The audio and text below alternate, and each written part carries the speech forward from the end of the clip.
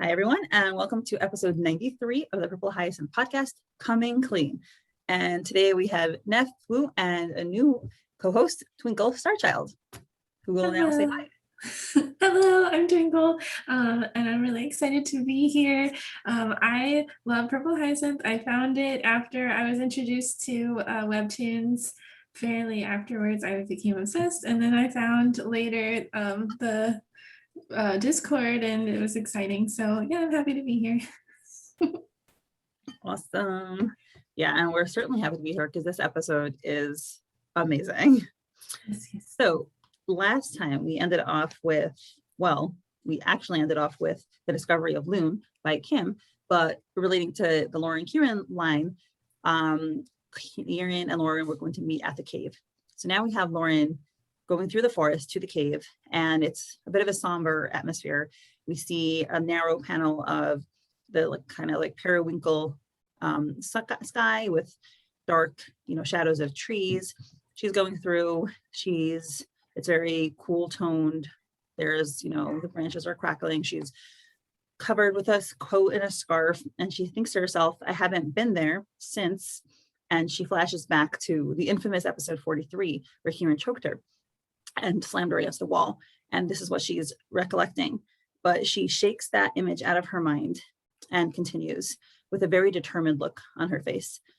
And, it's interesting to see that she's reached the point where she hasn't forgotten it, but she is secure enough in the relationship to decide to forget about it, in a sense. What do you think? I wonder if forgetting is not the right word, because I don't think she's going to forget it. I'm sure we're going to keep getting flashbacks to it, and it's still going to be a boundary, but moving in the sense that they can regain trust without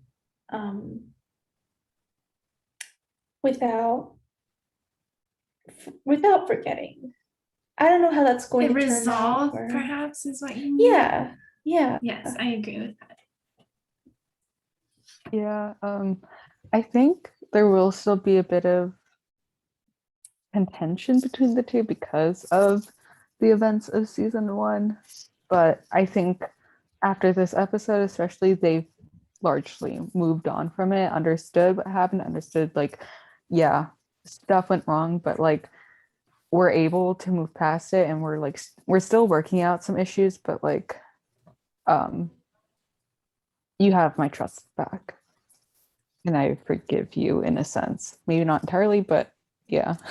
I think this resolve that we see, her reflecting on her past but moving forward, really kicked in after she said goodbye and reflected on her past with Dylan when she was in the cemetery. And so I think this is just part of her mission now to move forward and try to go in the right direction and progress, because she wasn't progressing before and now she's trying to, if that makes sense. That's a very smart point. I never connected her sense of peace that she acquired after the cemetery to other areas of her life, but that would make sense that it would carry over. Yay. So we now have her enter the cave, and immediately as we enter, the atmosphere in the cave is very different than outside and very different than the other times that they've been in the cave, because all the other times they've been in the cave, it's been very menacing, cool toned, cold, scary, and now it's very warm toned. You right away see there's a cackling fire, and that'll be emphasized throughout the scene. And obviously, a fire is a sign of a home and warmth and passion and connection. I could be taking this further, but I won't. And we see Kieran throwing daggers at a target, but he is missing them all, unsurprisingly, because we see he's shaking from the effort. He's huffing and puffing, clearly is not in good physical condition. I don't even know why he's even doing this. If I were him, I would be on my bed sleeping, but I think he is maybe a little anxious about Lauren coming and is getting that anxiety out through dagger throwing. What do you think? I agree with that. Yeah, I was wondering too. I like what you said about the lighting at the start of this, because in the infamous episode, the episode is lit with a lot of sort of greens and blues from the water. But in this episode, again, as you said, the setting and the characters are lit by the fire, and the fire is very warm and orangey. And then, orange and blue are opposite colors. So it kind of tells us that this episode will be the opposite of its counterpart 50 episodes prior. And now that you mention it, I forgot that the fandom, I don't remember who in the fandom came up with this first, but they counted the number of episodes since the beginning of season 2, and this is number 43. And everybody was like, oh no, is this going to be a parallel? But this is kind of a foil to episode 43, very directly. And it is supposed, sorry. Go ahead. Sorry, my apologies. It's supposed, but as you said, it is the parallel. And instead of breaking the two characters farther apart as they did at this point in the season in season 1, they are coming together. And as we, I'll save this for the end of the episode, actually, this next thought. But sorry, continue. Yeah, I remember when I first saw people doing that whole numerology thing, I was like, I don't know, maybe.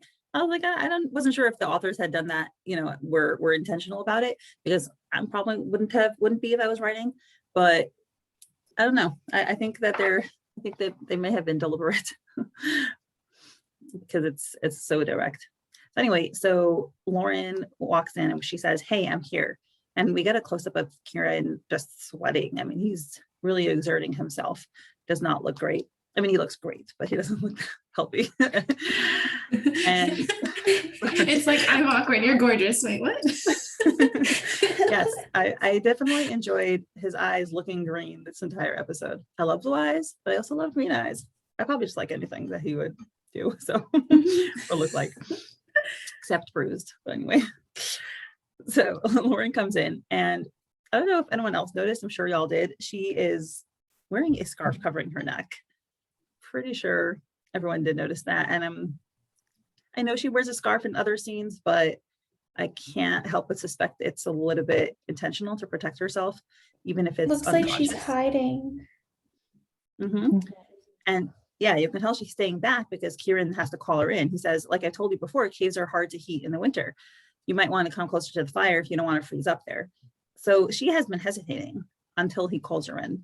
And then she walks across the bridge and starts taking off her coat, and she does trust him enough to take off her coat and that scarf. And he's like, he crosses his arms and he says, so what did you want to tell me?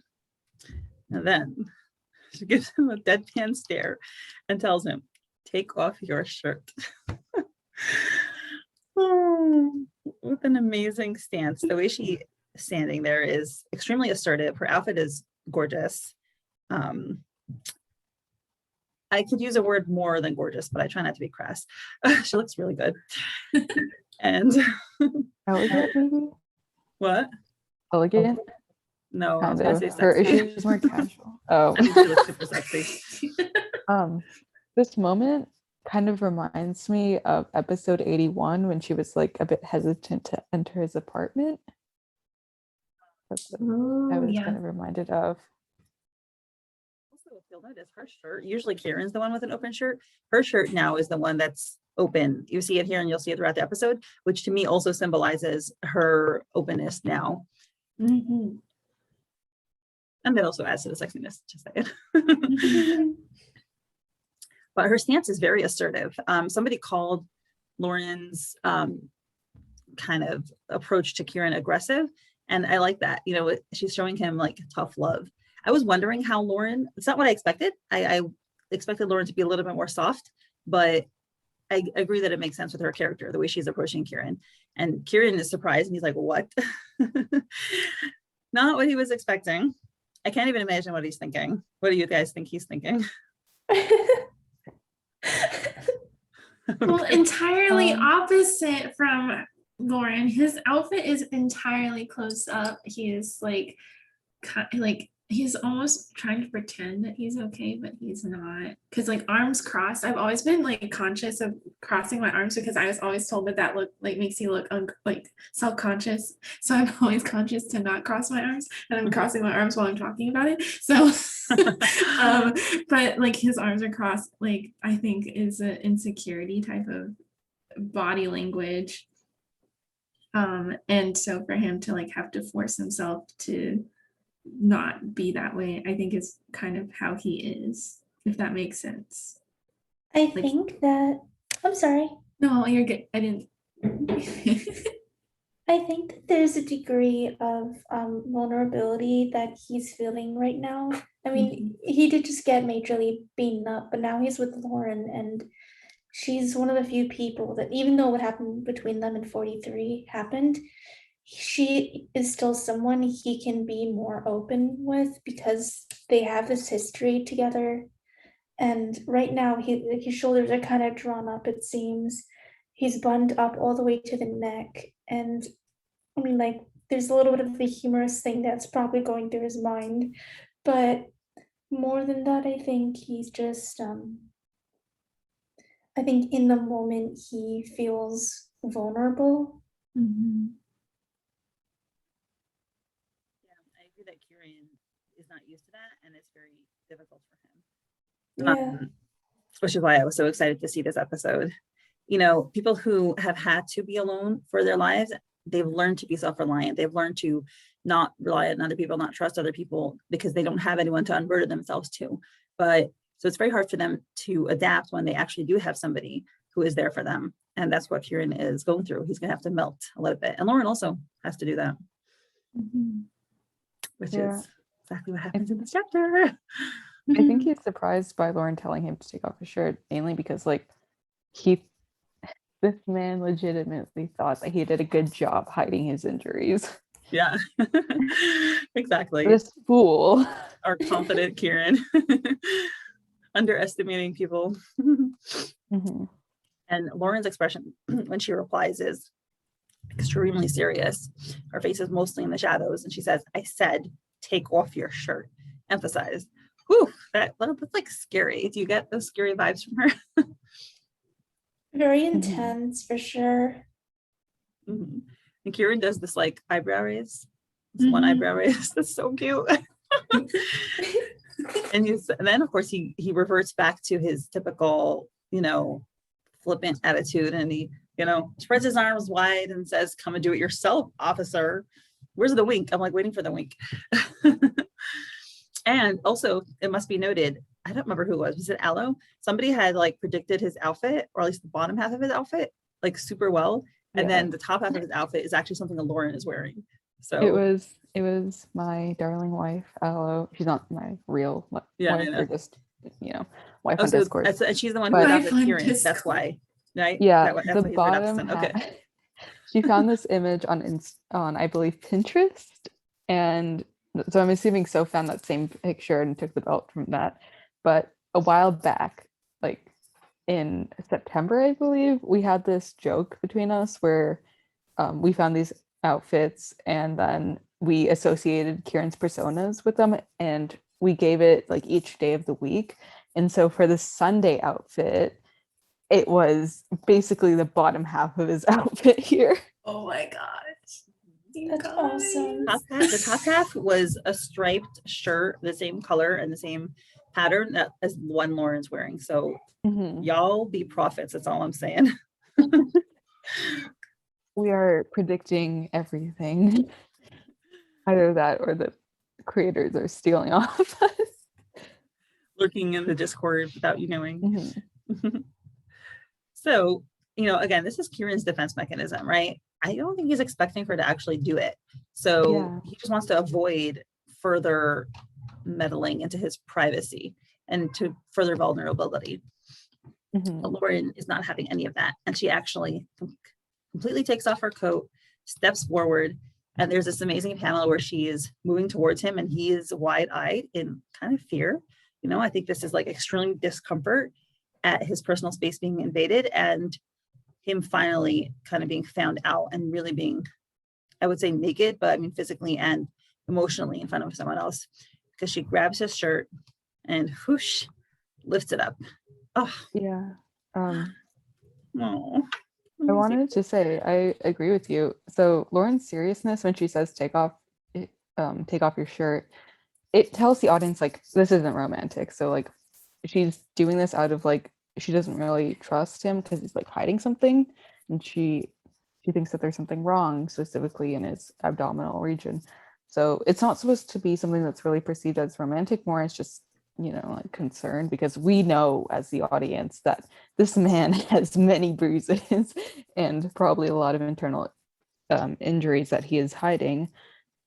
And so she's doing this with complete seriousness and concern for him. And when he says, "Come do it yourself, officer," what I thought is that he legitimately doesn't believe that she will do it, because in the past when he has made such remarks, she's usually treated them with like annoyance or disdain. And so if he's like, "Oh, you want me to take off your shirt? Then you'll have to do it." He thinks that she won't take it seriously and will just like stop pushing it. But to his surprise, as we see, she does. And again, it's not really supposed to be perceived as romantic, especially because the next panel is, although yes, we get Kieran's abs for once, it's not Blue something that's supposed to be abs. romantic. And I'm hoping that people will not see it as romantic, because honestly, if we have to see Kieran's abs at the expense of him basically having internal bleeding, I don't think it's worth it. Not to Come mention on. the shadows on the bandages are probably blood and not bruises. I didn't really notice that till now. So Probably. he does have some gashes too, it seems, Mhm. aside from those other bandages, patches. Poor guy. Blue Yeah. abs. Yeah, unlike last time, last time Lauren was in the cave and she helped bandage him up. And this time he did it all himself as usual. Oh, and then he has that face where he's looking at her afterwards. And he's kind of like quiet and still, and his brows seem a little furrowed to me. And I don't think he's exactly expressing his emotions on his face. I think to some extent he's learned to school his expressions, but I think there is a bit of kind of like still shock there, and this feeling of, oh, it's out in the open, I can't hide it now. And she's seeing me in a way that nobody has seen me before, and she's seeing me vulnerable in a way that no one has seen me before. Yeah. I wonder, I don't know if this is happening, but no. I was wondering a bit when I saw this if he was kind of drawing into himself, because at least for me, like if something shocking happens and I'm already not doing well, and someone's like, "Oh, I see that you're not doing well," then I would, just like shut the emotion off of my face and just get into myself. I feel like that's a very common thing that people do, and it kind of reminded me of that when I saw his face here. Yeah, I agree. I don't think he's quite letting himself express what's going on inside of him. Yeah. He's almost reading Lauren, like he's looking at her, and that's what he likes to do, or what he typically does is read other people. Very true. And Lauren, still looking at his chest, says, "It's because of your mission to find Loon, isn't it?" And he says, "How did you know?"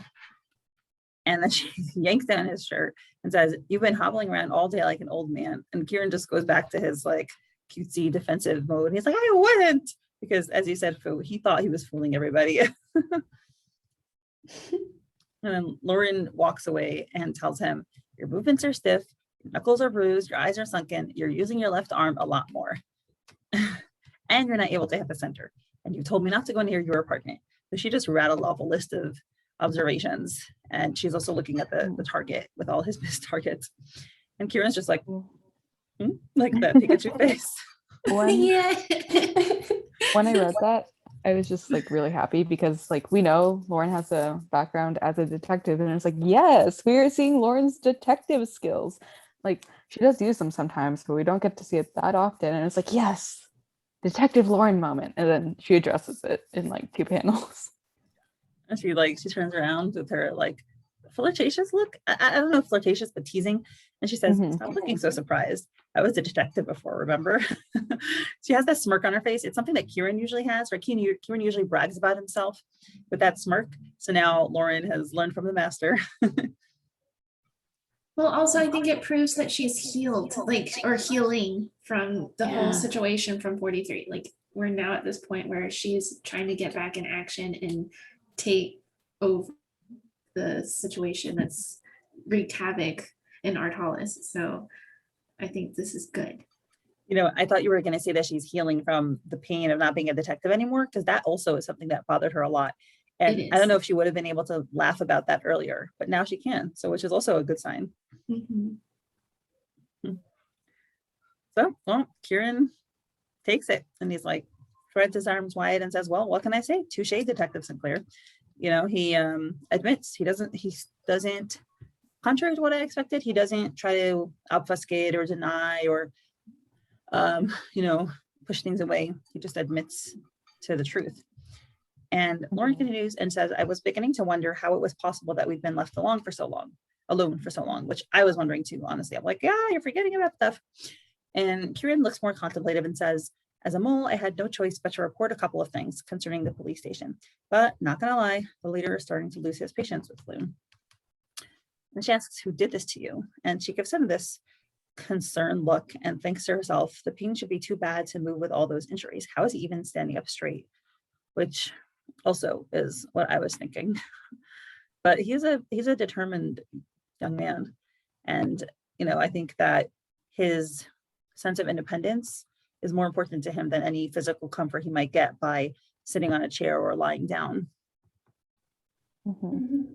I like how Lauren says, "I was beginning to wonder how is it possible that we've been left alone this long." And although I like Kieran's answer because yeah, it makes sense within the story, I do think that this is foreshadowing to a bigger issue in the story, that they're going to be like, okay, something is really off here. And there's been this theory for like a really, really long time now that there's someone in the Phantom Scythe protecting Lauren.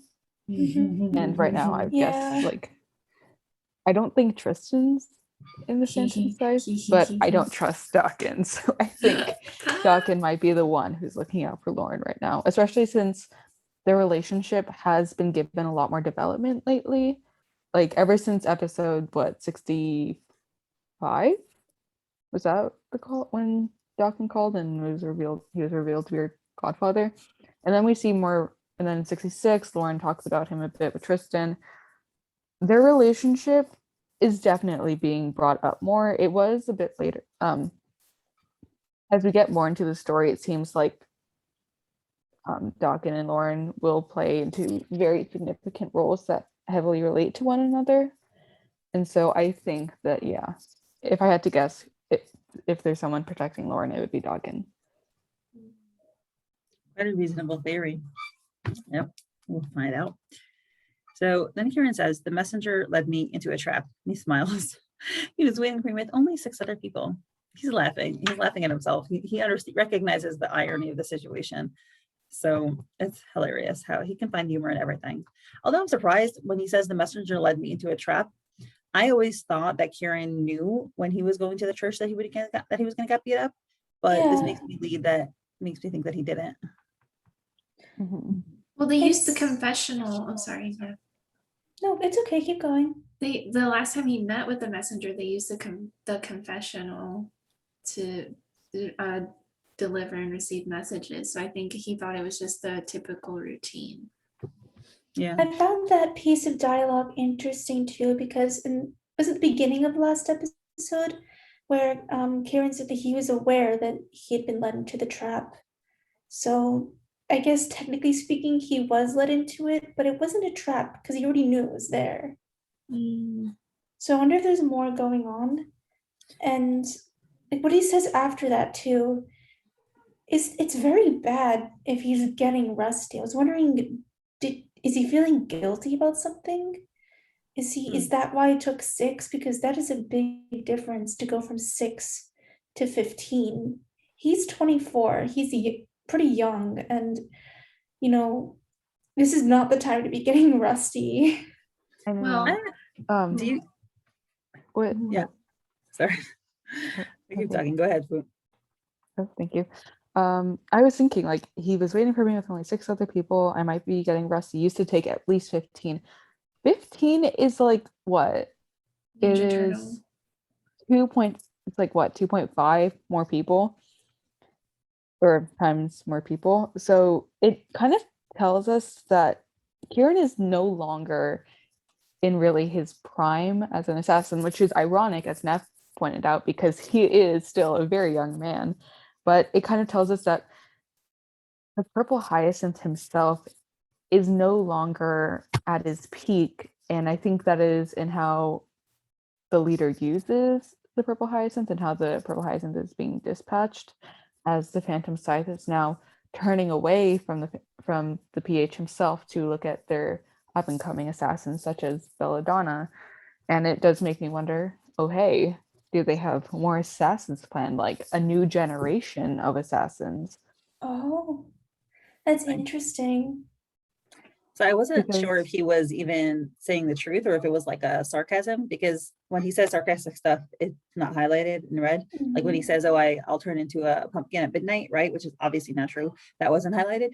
So I wasn't sure if this was, just exaggeration, but who knows? But yeah, I mean, you can derive interesting theories if it's true. I don't think it's a lie. I don't remember if Lauren's ability works on sarcasm, but like the way he phrases it doesn't seem to me to be sarcasm. And he says at least 15, like this man might have been facing 20 people. And he wasn't lying. Mhm. Um, And Lauren rushes towards him with concern and she says, "Have you seen a doctor? You could be internally bleeding after a beating like that."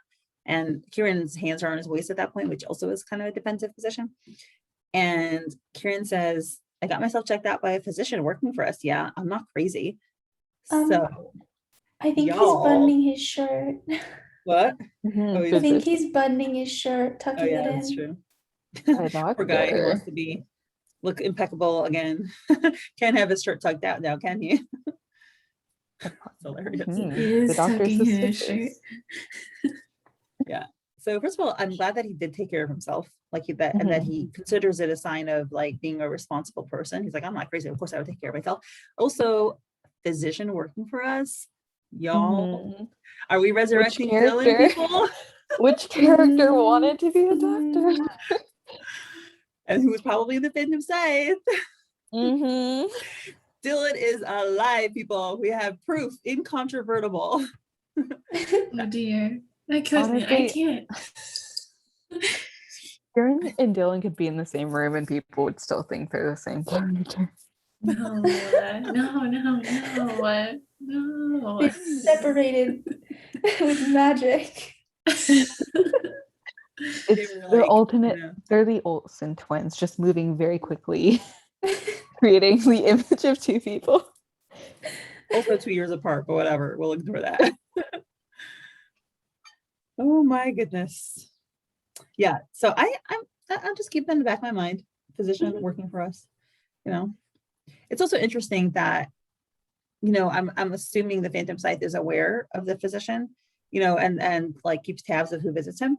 So they gave him a beating and they're also fine with him, going to a doctor to get it checked out. Like they just use it as a message. Like they don't want to kill him, but it's like, it's so interesting how they're willing to, they're like, "Oh yeah, sure, see a doctor afterwards, but we just want to get our message through."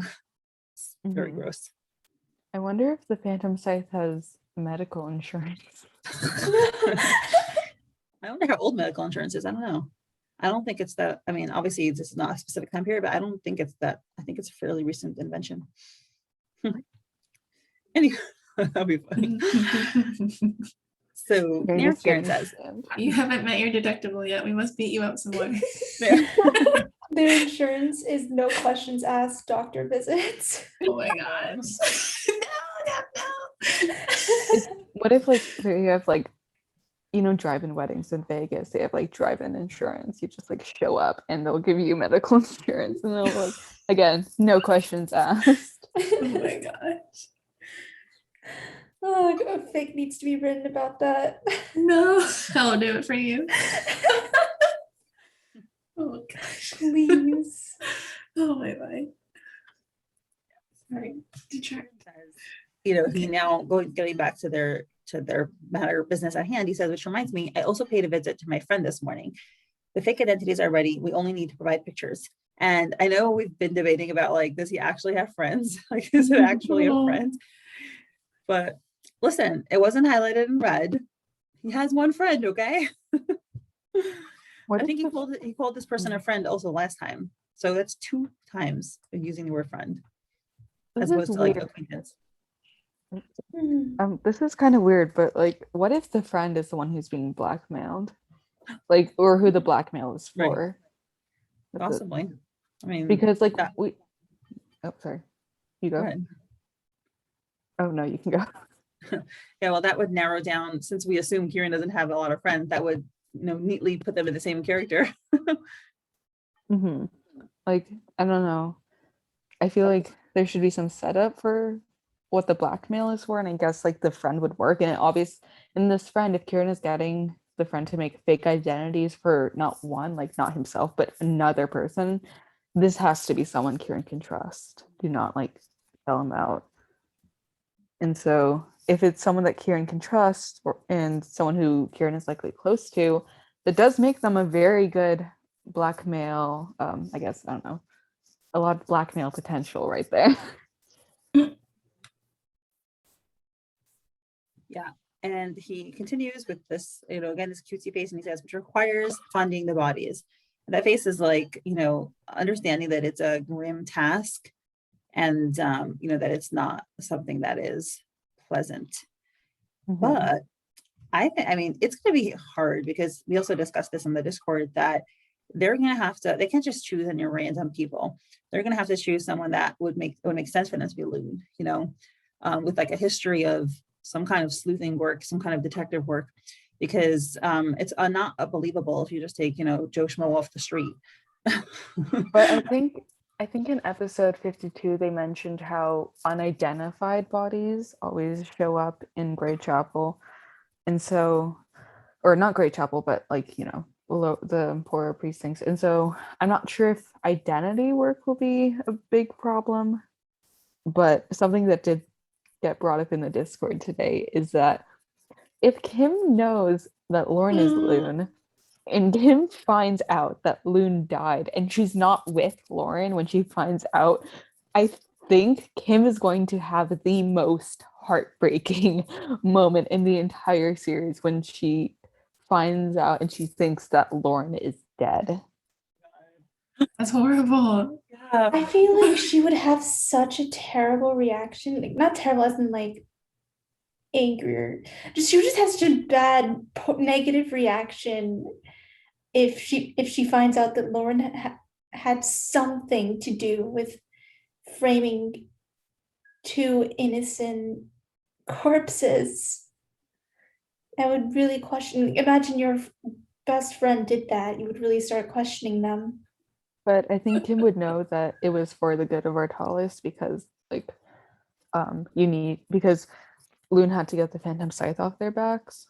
And so I think Kim would understand it, especially since in the process it would cause, although like the corpses are kind of being disrespected, it would eventually cause less harm to the people who are still currently living. I don't think Kim is like, I think Kim has some looser morals, because like she obviously seems to be more supportive of Loon. Okay, and but more intrigued I by them. mostly agree, but it would no. still leave a mark. Like, But- it's not something you can rationalize so easily. We can as the audience, but as a character going through it, I feel like it would still be a very uncomfortable zone. Yeah, saying, that's Twinkle? true. Kim is like the person that would cabadon someone else's boyfriend to protect them from being flirted with by other women. I'm afraid that this is a bad sign that they're getting ready to prepare these bodies to like look like they're Loon. What if Kim does the same thing because Kim cares about her friend Lauren and doesn't want her to get in trouble? Oh no. And like, I'm afraid that there's going to be a debacle because Kim is that kind of person. Oh my God, Pairs of bodies. that would be terrible. Like terrible. That would be a horrible sense of humor. And like yeah. I can see, yeah, I can definitely see Kim being a little like, dude, what the hell? But I think she does understand where Loon are coming from and the measures that Loon has to take to continue Yeah. operating. I just So like think she's like, I am sorry. oh, sorry, because I think she'll come from a point of like, okay, I don't really agree with what you did, but it does make sense. And if it causes less people to be hurt, then I'm fine with it. Yeah. The fact that she was willing to, already consider not reporting Loon shows that she's unwilling to go into the gray zone. Mm-hmm. So now we get to the next arc of this scene, and Lauren leans back in kind of like despair against the table and sighs and says, with everything going on, I've barely had time to think about that. And now Kieran asks her, how about you tell me what exactly is going on? Which I'm happy he asked that question, because it sounds as though he knew that she was not telling him things. So he's pretty perceptive. Mhm. And Lauren steers for a while, and it looks like she's maybe making, either being thoughtful or making a decision. And she closes her eyes and says, I was going to tell you the night of the New Year's party before, and she sighs. And, presumably it's because, she asked him about the kids in the car and he told her they died and walked away. So she didn't get to continue telling him more details, which I'm surprised. I didn't know that she wanted to tell him even on that night. I thought it was because Kieran just pieced out. She's like, I was going to tell you, but then you just up and left and I couldn't. Mm-hmm. Except that the fact that she sighs to me shows that the memory is tinged with sadness. So I think it's associated with what she thinks happened to Dylan, which I still say that she didn't even ask.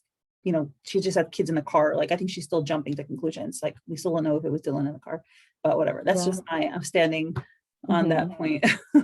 Yeah, I also think it's because she's thinking about, as what she'll say in the next sequence where she tells him about her parents, and she's just thinking about how what she thought wasn't true and how the information that she has come across has just damaged her view of others. Yeah.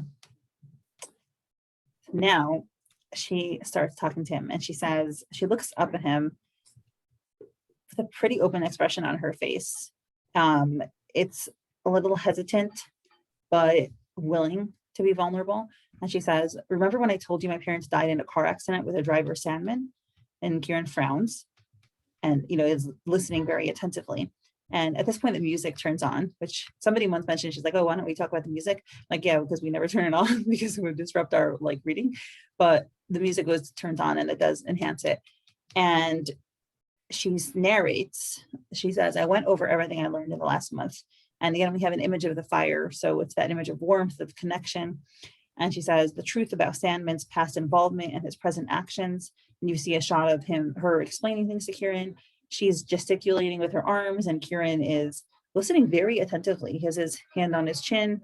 He's firm. He's clearly paying attention. And she says, and who my parents really were. At which point we see his shocked expression. And we again have an image of the fire, again showing their warmth. And Kieran says, so according to Sandman and what you overheard from the king's right hand, so she's told him even that, it all started with a massacre at the print shop. And she's at this point, she's hunched over her chair. You can tell it took her a lot to say this. And she says, yes, somehow my parents and the leader must have escaped. The authorities probably didn't have their names, since the Snapdragon were doing things anonymously even back then. And she's still not looking up. She's bent over. She looks very defeated. And she says, I've searched everywhere. I looked through all of my parents' things for any sign of their phantom side to involve me. I found nothing, which is interesting because like literally just that day, I was like, oh, Lauren, you have to finish looking through everything in the attic. You didn't look through everything in the attic, but apparently she did. So good work. And she said, I found nothing besides the pamphlets. And now she gets into the emotional part. So up until now, she's just told him facts, but which I was already impressed enough that she said that, but now she's getting into her feelings. And she says, even when I was a kid, I could hear lies, yet I didn't pick up anything that could have remotely suggested that. And Kieran again is looking at her, and she buries her face in her hands and says, not from Salmon nor my parents, or if I did, I didn't understand, which it's emphasized, and it kind of leads back to that beginning thing that she said in the prologue, I was the blindest of them all. And now, people, prepare yourselves. Kieran looks up over at her with sympathy in his eyes, and he reaches out his hand. He's about to like pat her head or something. There's a debate whether it's patting her head or just smoothing her hair. And he's almost there. And then he withdraws his hand. That was my favorite part of the episode. These four panels. Oh my God, they were beautiful. Just how much it conveys. Yeah, Cares it was about a her. great Light, sequence. everything. Wow. I thought that he was sort of reaching over to her to sort of not really pat her head or like run his hands through it, but to sort of like rub her hair a bit, like kind of, or rustle her hair a bit, kind of like what you do with a kid, like, you know, when you like rustle a kid's hair. And I think it was just because, I don't know, it gave me the sense that Lauren is kind of returning back to her childhood, and just by like, you know, by talking about her parents and talking about how she didn't really understand things as a kid. So Lauren is in a very vulnerable, more childlike state to me right now. Like that's what I thought of it. So it makes sense that to me it just made sense that Kieran would do something that you like typically do as a kid. But also, Oh, sorry. No, go ahead. sorry, just one quick thing. Where was it? So when she said, yeah, I didn't pick up anything that remotely suggested that, like about how even as a kid she could hear lies, not from Sandman nor my parents, or if I did, I didn't understand. And I thought that was referring to the lie that Stefan said at her parents' funeral, when he was like, oh, we've never had an argument we couldn't settle, or something like that. And that was a lie. She didn't understand it as a kid, but I think now she's growing to, and that I think that was what she was referring to. I was wondering over these four panels with Kieran reaching out to touch her hair. I think it's arguably starting to approach, romantic isn't the right word for it, but somewhere that's a little bit more intimate. Intimate is the better word for it. That's affectionate. And Yeah. for Okay, 100%. thinking. And the importance of it isn't the fact that there's an affection for her. But it shows how much respect he has for her. The fact that he puts his hand down and doesn't touch her. Touch is so important, and especially with what happened in 43. And he's choosing to, even though he wants to comfort her, even maybe she would be okay with it. We can't know, but it shows so much respect for her and for her bodily autonomy. And but it has that, but it's also so sad because he's holding back from showing any affection. And I highly doubt that even going forward with the conclusion of what happened this episode, that he's going to initiate anything really in the future. It's going to be up to Lauren. Lauren is the one with the power and the control, because Kieran's the one who kills people. Kieran's the one who has the physical power and can hurt people. So Lauren is going to be the one who has to initiate anything, be it affectionate or anything more. I agree. I think that I can definitely see Lauren being the one who reaches out the most, but I would also like to see Kieran reach out. I'm not sure if it will ever happen because, again, Naf, what you said, and I think Lauren is just more assertive in that sense. Again, this episode kind of shows it. Yeah, he's But- like jokingly assertive, but in truth he isn't. He kind of wears that Yeah. as a disguise to But- show that he is, even though like, you put your insecurities on display to make it seem like it's not an insecurity. Yeah. He's But the reason- overcompensating. Yes. Yeah, the reason I think Kieran won't be the one to initiate stuff is not because like he's necessarily the phantom.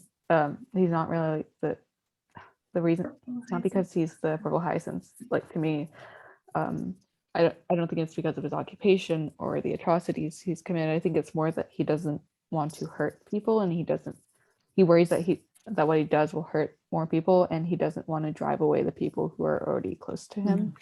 It's inherently intertwined. There are times, but I don't think it's just because like, oh, I don't think it's just he's the purple hyacinth. So I agree with that. Because for me, he's always the person that observes humanity. He has never had a experience of his own humanity, like that he's initiated or been a part of necessarily.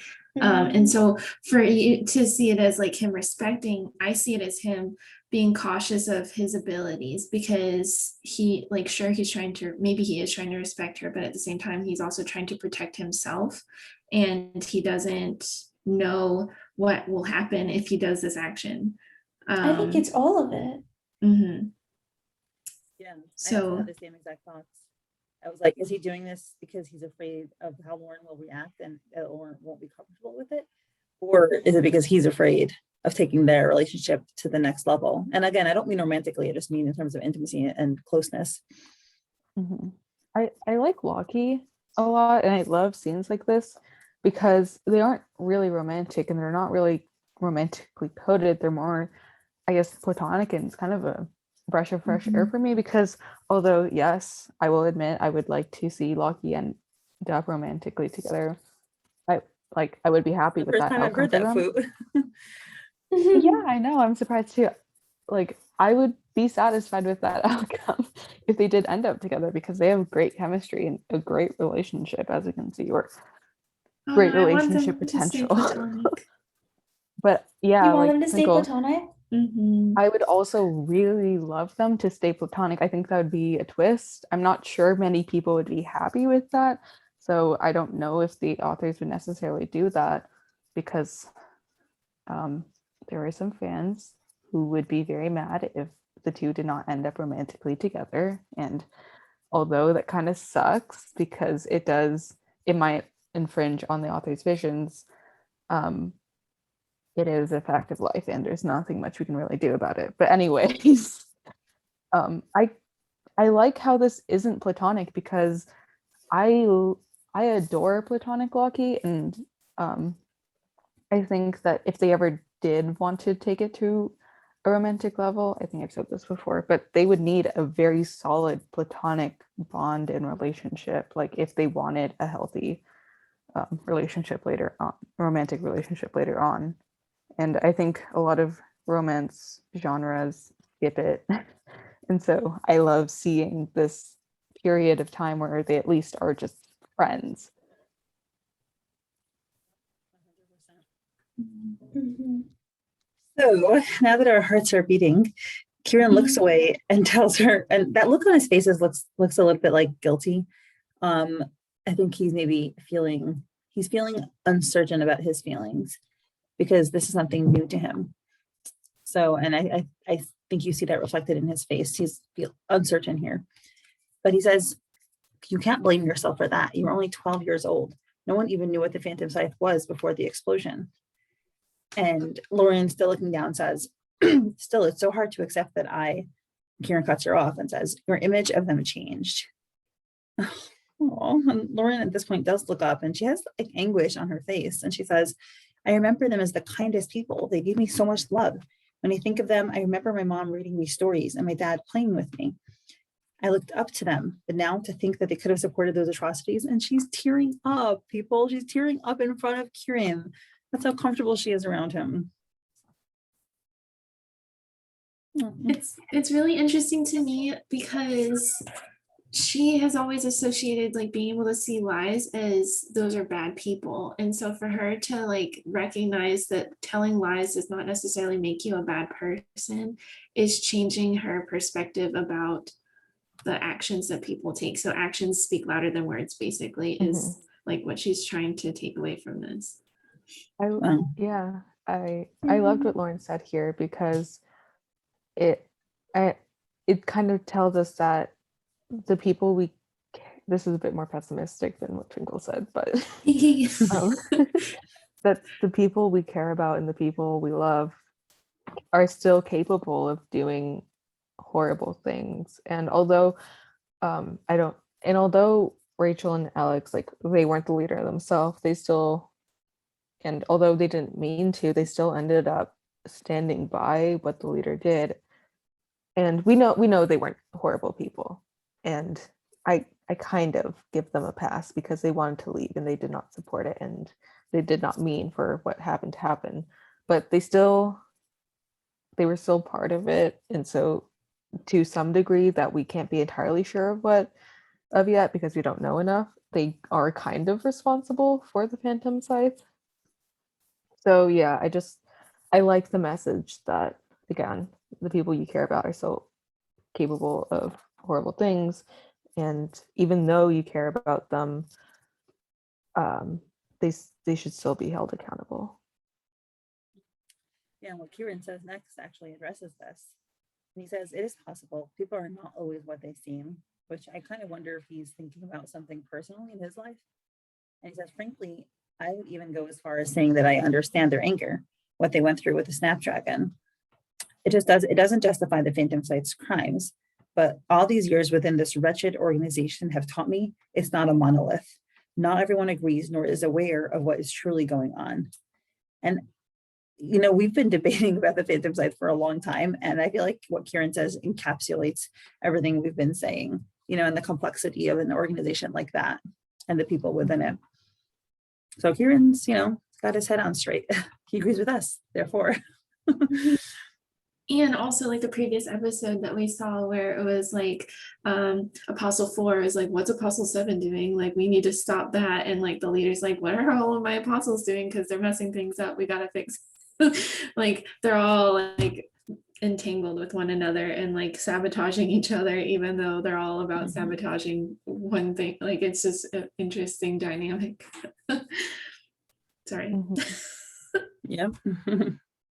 I feel like, okay, I think I probably said this before, but I feel like the Phantom Scythe kind of values, kind of mirrors Loon in a sense, which is really weird, but I think they're each other's Mirrors foils what? because I think the Phantom Scythe mirrors Loon, and I think the two are each other's foils because in season 1, at least in like season 1 when you think about it, because in season 1, like Loki, the two are working towards the same goal. They want the Phantom Scythe, or at least the leader, gone.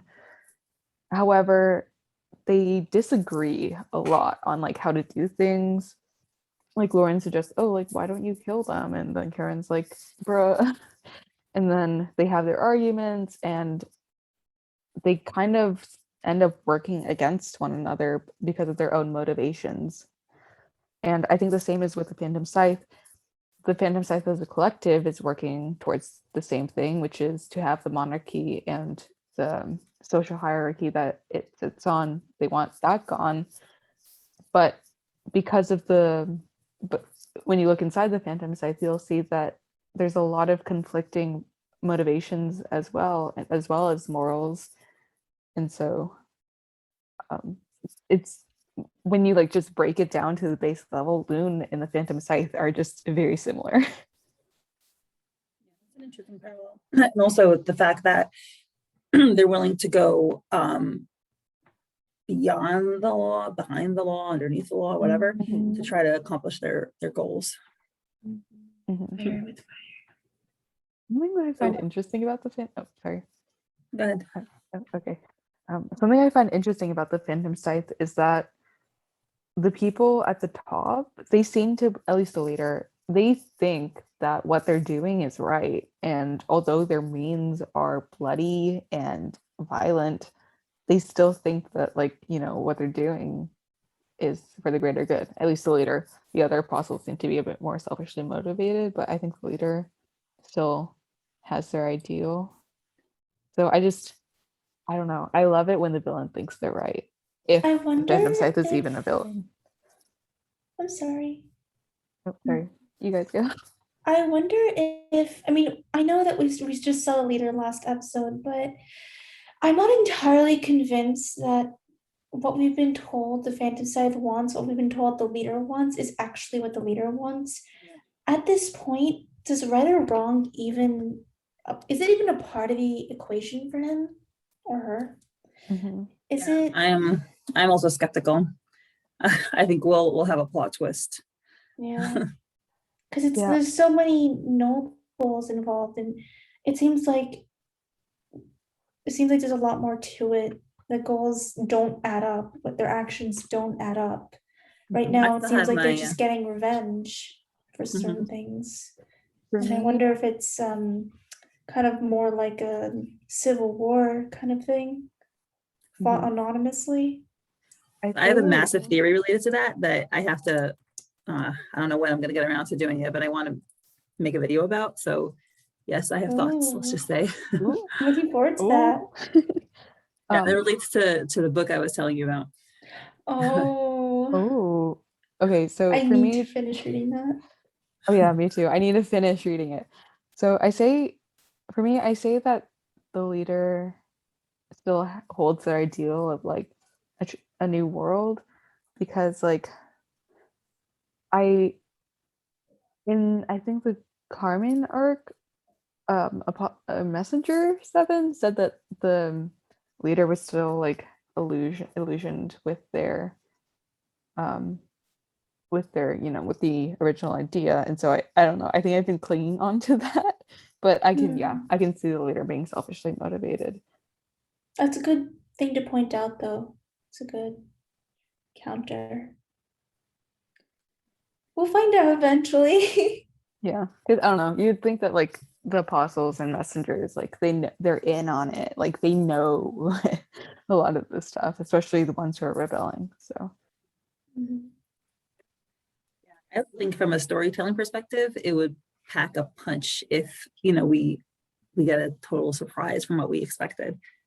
So that's another reason I think the leader may not have the idealistic motives that he's touted to. Anywho, but Lauren is having a hard time. You know, Kieran is trying to assuage her feelings, but she's having a hard time accepting, as she says, but they were apostles, his most trusted allies. And Kieran points out that he decided to kill off. Sandman said he thought they wanted to leave. So he's trying to alleviate her feelings of dissonance with her parents, of not being able to, you know, reconcile the image of her parents as loving, kind people with apostles. And he is trying to show her it's possible that they could have been both, and, you know, that it went too far or they were trying to get out and they couldn't. And he says, it wouldn't surprise me. Perhaps they weren't as supportive of the leader's ideas as you think. And Lauren says, but that only the leader himself could tell. Now, Kieran, our darling Kieran, says the most affirming sentence ever. He leans in and he tells her, hey, whatever your parents did, it changes nothing about who you are now and what you are fighting for. You know that, right? Yes. Puddle on the floor. Oh, Okay, Fwoot, okay, remember I have you something. said with the Dakistan episode, you said that the phrase "I love you" is dead, and the only proper phrase is, "I know you don't always believe in yourself, so let me," something like that. This is the new "I love you" phrase. This is so affirming and validating. This just shows that Kieran has buried his sensitive heart under layers of cynicism and flippancy and sarcasm, but underneath he is a gem. He is so respectful and supportive and caring. That was a great Kieran moment. And this is like almost completely off topic, but what this scene reminds me of is like, okay, I am a big Star Wars fan. This scene reminds me of Rey's character. Yeah. But like done better. And like back in August, he had this theory like, oh, hey, what if Lauren's parents are alive and they're like the apostle or the leader and they're like setting up Lauren to be an apostle or a leader? And this is like back in our dark Lauren high. And so I've kind of had the association of like Ray and Lauren in my mind for quite a few months now.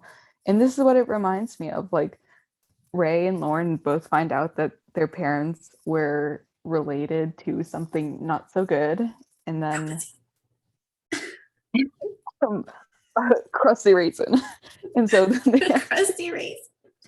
so then like they both have to like work past that and be like, what my parents I'm not responsible for, and it wasn't my fault.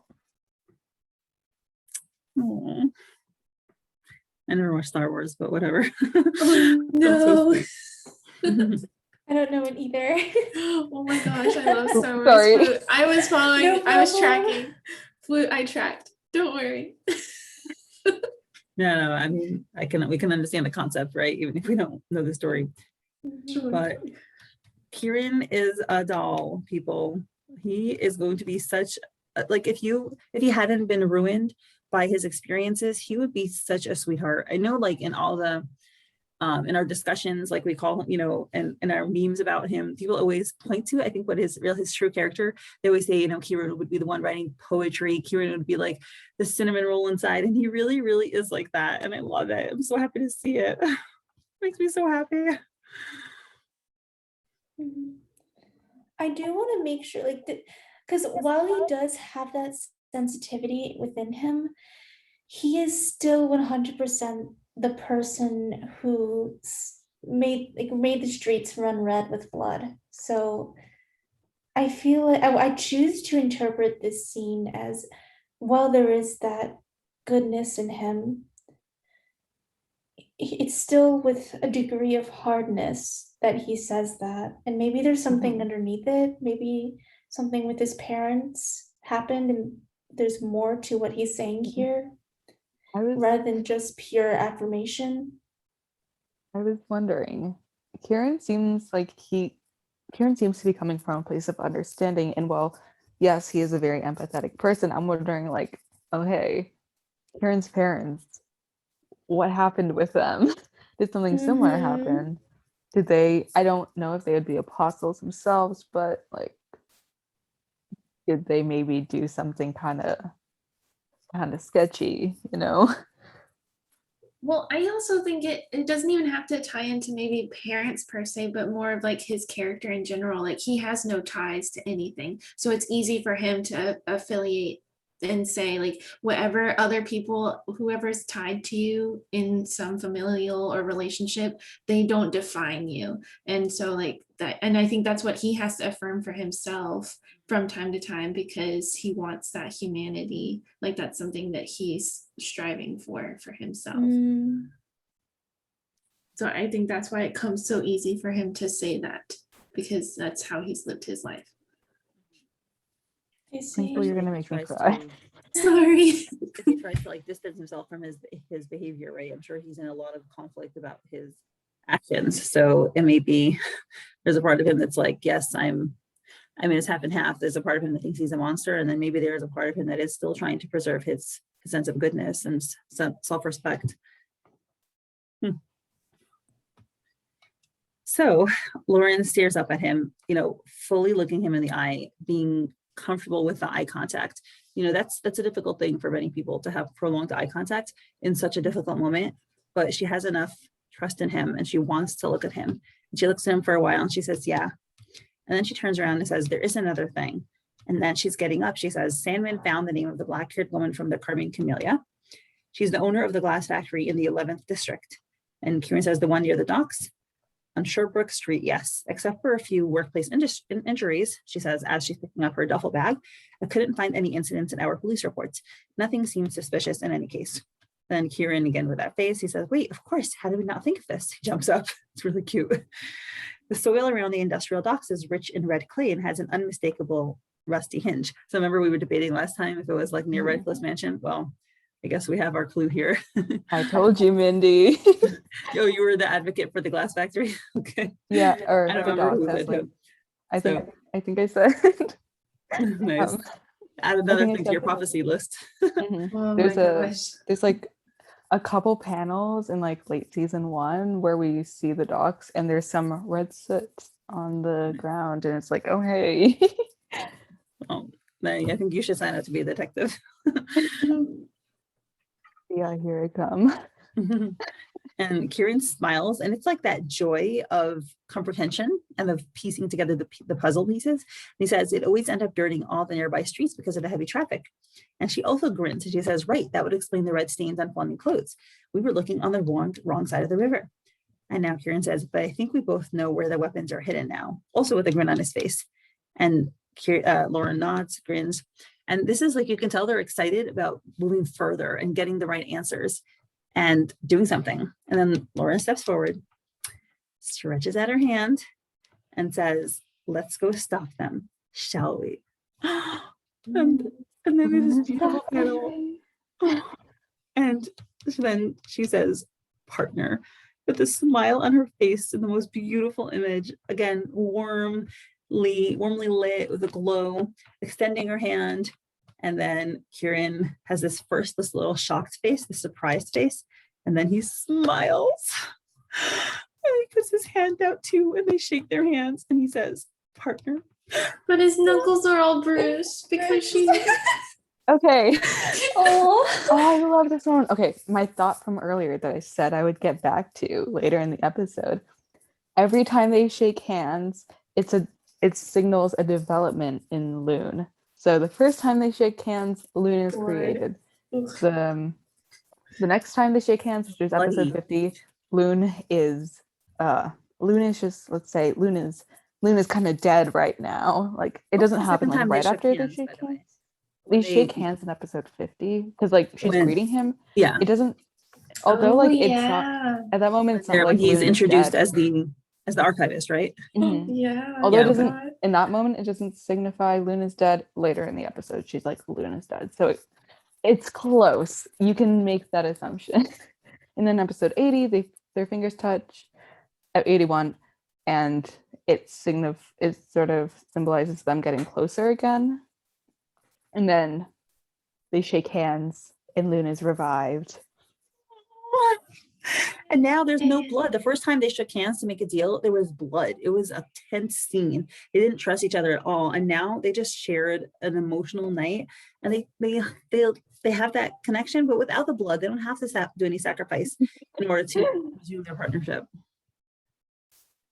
it's the most and- honest form because they both consented to it without any holdback, without any contract. This is them being fully honest and Yeah. open to partnership. It's the first Mhm. real partnership. Hell yeah. And Meg also pointed out that the other two times that they shake hands, Lauren, her fingers are kind of like straight, and this is the first time she's actually firmly grasping his hand and clenching her fingers. Wait, Hopefully really? gently. I think it's Hopefully the same. gently. Wait, really? Right? I think it's the That one. same. I think it's the same panel. I actually looked. I the compared. lineup. Somebody had put all the three handshakes, and I saw like her fingers are actually more, what's this word? Seriously? Circle- I thought it yeah. was the same. Wait, what? I thought it Yeah, was the other times same her hands are more like episode. out, like it's like this, but now she has her fingers in. She's actually Hold fully up. in. I'm going back to episode 10. I'm comparing these. In episode 50, I'm gonna pull that up. Well, you Get do the ruler. Don't forget the ruler. Yeah. The magnifying glass. Oh, I see. Okay. So Kieran's hand is the same. That's where I got messed up. In episode 10. I see. Let me check episode 50. So yeah, the lineup for Kieran's hand is the same. But for Lauren's hand, you're right. It's looser. Which would make I a did lot not of sense know because Kieran's the one who sorry. Kieran's the one who offered the deal. So, and he always tries to portray confidence, which would make sense that he would fully close his hand. Mhm. But Lauren was the one who was hesitant, not until now. Mhm. Oh, I love that. Oh my God. Sorry. I'm so sorry. I did not notice that before. Amazing. Yeah. I got screwed with Kieran's hand. I love it. I love it. Kieran. I just noticed. Soph actually added a bit because she added a bit to his index finger in episode 10 and episode 50. His nail's a bit obscure, but she added it to make it pop out more. That's so funny. So I was sure the episode would end here, but then we have more. And then as soon as I saw the more, I was like, okay, this is going to be a cliffhanger, scary kind of moment. And I was right. I We didn't had pay the- attention to Aw. this until just now, and now I'm like, oh my gosh, I just paid attention to. I know. I was I'm very surprised that I didn't just stop here. Like I totally thought the episode ended, but I did scroll further. I'm sure there are people, by the way, who stopped and like don't even know that this ending happened. So, It's like a Marvel. You always have to watch. so we have the dark sky and we have a full moon, and it's over this image, which I think Fwoot, you said this was once used as an establishing shot of Great Chapel, but it's apparently not. It's probably just a recycled scene. And we have cling, clang, rustle, and we have a bunch of boxes, crates actually. And we have a dude opening up a crate. It looks like it's beer bottles. And he's like, haha, alcohol. And I think the fandom has dubbed him Drunk Joe. Really? Aw. I just called him Poor drunk Joe. dude. What? He has a name. I called him drunk dude. Yeah, they Poor decided he's Joe. Drunk Joe. He looks like a drunk Joe. Nice. Yeah. He's, red across the face. He's unshaven. His outfit is in tatters, unfortunately. And he says, haha, alcohol. And he hears someone saying, yeah, I put the boxes in the back. And he's like, uh-oh, God damn it, someone's coming. And he runs away, runs to like the building. Unfortunately, he trips. And that bottle, which he thinks is alcohol, goes flying, crashes, and starts a fire. And then it says, boom. Oh He dear. is so. Oh, no, happy I to thought- drink He's that. roasted. Okay, He is roasted so and toasted. that bottle wasn't filled with alcohol. When it No. hit the floor, it exploded. Mhm. It seems to be a nitroglycerin. Yeah. Nitroglycerin. Okay, so yeah, wow. It was a mocktail. He's so What's it glad called? he didn't drink that. So Molotov? glad. Was it a I Molotov don't know if his fate is cocktail? any better now, No. though. I The mean, Molotov Nev, he died cocktail means, anyway. like, I I'm don't know if about to he died. It's describe not that what is big in a yet. He Molotov might have cocktail, had a chance to but get no, away. there's not one. Mindy, he is right in the middle of that explosion. Yes, I just I'm saw seeing that. that. too. You think I he just saw survived? that. I don't see No. him there. The bottle landed ahead of him. No, it landed like right in front of him. If you like look at it, you can see some black lines that make the shape of a person. And then if you look like right below the explosion, there's the shadow. Oh, Big 1 second. shadow. Oh, because I'm seeing it as much smaller. I saw that flame as like really small, but No. you're saying that flame is giant and he's that black thing inside it. Yep. Yeah. Uh-oh. Yep. Oh, That no. is Drunk Oh, Joe. the shadow. Oh my God, you're right. No, but the cobblestones are too small, are too No, big that's then. Yeah. that's what confused me too, but I think it was just Drawing. it seems the draw it seems to be from SketchUp, so like I don't know, maybe it wasn't. I don't know. It Hard seems to be a person. decipher. I see the Oh outline. my of God, it. you're right. It's terrible. He's being burned alive. Oh my God, I see it now. Yep. That's what as soon as like you were like, oh my Can't god, that's stop what I was laughing. freaking out about. Like a really second ago. bad. That's awful. Oh. Katniss Everdeen, who the Oh. only girl on fire I know is Drunk Joe. Poor Joe. Poor guy. No. Takes it to alcohol and gets he burned at alive. least didn't drink it. This poor Ugh. dude, he just wanted some alcohol. He just wanted to get time, and instead he got burned alive. It's horrible. I can't stop laughing. Took prohibition to a new level. Horrible person.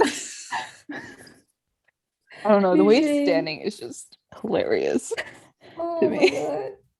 It's not hilarious. It's like A little bit. he's like a failed superhero. Like Oh. combustion he's like- man. Make me laugh about survived. Drunk Joe, people. He Poor survives Joe. and he has like explosion powers. See, when I read it the first time, which I read it really fast because I was really excited, I thought that alcohol must be like over 100 proof. And I was like thinking about alcohol. So I was like, what kind of alcohol could that be? But now I realize how silly and foolish my idea was, because that is obviously the nitroglycerin in the bottle Mhm. because it's a glass factory. It's- Yeah. It's Oh like my god, I didn't connect the bottles. glass factory to that now. Yeah, that's what I was gonna say. Elvira produces the bottles and then she puts the alcohol, or not, she puts the nitroglycerin into the bottles, and then people, when they look at it, they think it's alcohol, but it's not. it's like the pie factory from SpongeBob where it's like we make bombs. This is a bomb factory. Okay, but And actually, when I Maybe like that's when I maybe read that's this for where the they first got time, inspiration from. Oh my gosh. when I read this for the first time, I didn't realize that the dude died. I was like, oh, he must have been so shocked when he saw the fire. And I was like imagining the next episode where we catch up with this dude and he's just like looking at the alcohol and he's like, that must have been some insane alcohol right there. Or something. Over 100 Then I realized he died. So Oh my putting this gosh. stuff in alcohol bottles is a pretty clever disguise, as people have mentioned, and a way that it can get to the ball without being detected. Because, yeah, you bring alcohol to a party. Huh. But what's going to happen now? Like, is the whole building going to The go up? party? Oh no. The party, you guys. The What? party Oh, needs yeah. alcohol. They're gonna what? No. Wait, where No, was it? I I feel think- like hold up. I feel like somewhere it was said that that the bombs were gonna be at like the ball or something. The Yes, we Radcliffe. know. Wait, what's his Yeah. name? Yeah. I don't know if it was said somewhere or I just Redcliffe. hallucinated, Redcliffe. but Oops. I they just I wanted it don't for know. like that we guessed because of the dates. Like the party is the 17th, and they wanted to have it done like right around then. Mhm. So that's My why problem we with the explosion happening at the ball is that Redcliffe is the one, like Redcliffe is hosting the ball and he's probably, if he's like Apostle 7, he also seems to be the one who's like behind the bombs. And I'm not sure if the dude is willing to bomb his house because he seems to like his money and his possessions. So like I can't He see him probably has a country bombing the home. shit out of his Exactly. mission. It's probably getting rid of all of the people though. What Yeah, an that's what I assume. easy way out. Oh Mhm. man. True. And he might have been, I don't know if he's planning on being around, but maybe he's also one of those people who's willing to sacrifice his own life for his quest. Mhm. But at this point, I don't know if that's going to happen because I think the whole thing's going to go up in flames and they won't have any nitroglycerin left. Oh golly. If enough drunk Joes find it. Imagine No, like, I think it'll spread. I think the fire will spread to all those crates. They're right next to it. oh shit, that's Oh, true. I thought he I think the left whole them. thing's going to go up in flames and like their plans will be foiled and they'll have to rethink of Oh, something. that's true. That's what I thought. However, I do imagine if a bunch of drunkards did Loon's job better than Loon. Like, Oh no. I mean, look, Drunk Joe was a lot more effective in finding the nitroglycerin That was than Loon was. we were so close, so close. Almost got it. Wow. Well, guys, what are your final thoughts on this episode? A new comfort episode has been discovered. What? A new New comfort episode has been discovered. It's totally my favorite. I love it. I just love the panels with Kieran reaching out to touch Lauren's hair. That's what I'm here for. Mhm. Yeah, so many good Lauren and Kieran moments in this. I need it. I need it to get by. It's my joy. Mhm. It's nice to finally Everything. get something like a solve to our emotional burns. Yes, in such a well done, respectful way. Yes. It's so And I uncommon. loved how it was on the 43rd episode of season 2 because again, Yes. the 43rd episode of season 1 are technically the 44th because of prologue. But Guys, you know, what's the 43rd numbers. episode? The 43rd episode. What if the 43rd episode of season 3 is the kiss? A kiss. Oh my god. No. Wait, That Mindy, will be Mindy. amazing. Mindy, Hopefully you we don't forget have we to have wait that long. Mindy. Remember, we'll probably end around episode 99. So if you think like if you split season 2 into 2 parts, they're 50 parts each. there's going to be another basically 43 in season 2. Like we have season 2 Oh, okay. So we A, have which is 243s. this episode, and then we'll have another one in season What 3. if the cave Oh, you mean gets end in hurt? 99, the mid-season hiatus? Yeah, mid-seasons, like So probably soon? 99. I can't. I don't know. I mean, I know you're like, you sound very confident, but I'm like, I don't know, like, I wasn't like verified anywhere, right? It's just our guesses. It hasn't been verified, but Soph has stopped streaming, which does suggest that there is something big coming up. Yeah. And this was the No. last episode that she streamed. And so there's probably something, she said it was like 3 months or something. So I'd say like, we have like what, 6 more episodes? So 6 more episodes, and then another 6 episodes going into the second half of season 2. Like that's a good buffer for no spoilers, because if so, I'm not sure if Soph streamed episode 50. I would assume that she wouldn't, because then it would give away Archivist Kieran. Or did she start it right after? I think she It's did weird, I'm stream not it. She sure. did stream it. Okay, yeah. Sorry. Circus is a better example, because I know she did stream key moments of that. And, after Sandman was gone, she started streaming again because, if people don't know about Sandman's return, then it's not really spoilers and there's nothing really suggesting it in later episodes. So I think there's going to be something revealed in the mid-season that's going to need like a good 6 episodes to process, and for there to be no spoilers afterwards. Mhm. Oh, well, anyway, ladies, this was so amazing. I love Yay. that y'all really brought Yes. like amazing insight into this. And I love doing it with other people because, everyone thinks of things that I would not have thought of independently. So it's always such a pleasure. Yeah, I love hearing your Likewise. guys' thoughts so much. I'm like, I haven't been talking in Discord as much lately, so I'm not really up in the know with what everyone's thinking. So like doing these podcasts helps me catch up. Yeah, for sure. Because it's so chaotic, especially right after. Yeah, it's Mhm. And this hard is to always a find really cohesive good thoughts. way. Yeah. Well, thank you so, so, so much. And I will Yay. catch y'all next week or somewhere.